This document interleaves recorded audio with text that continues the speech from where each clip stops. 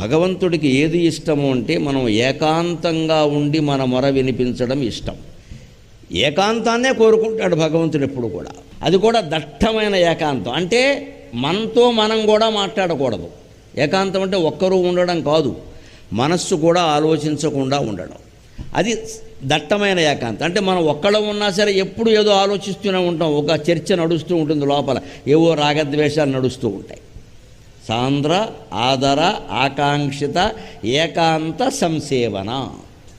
సాంద్ర దట్టంగా, ఆదర ఆదరింపబడిన, ఆకాంక్షిత కోరబడిన ఏకాంతం చేత నువ్వు సేవింపబడుతున్నావు. అంటే భగవంతుడు ఏకాంతంగా ప్రార్థించిన వాడికి లొంగినట్టుగా సామూహికంగా ప్రార్థించే వాళ్ళకి లొంగడు. ఈ గందరగోళం, ఈ గొడవ ఆయనకి నచ్చదు. మనం ఎంతసేపు ఏం చేసినా ఒక 100 మందిని కలుపుకోవాలని చూస్తాం. కలుపుకోవచ్చండి.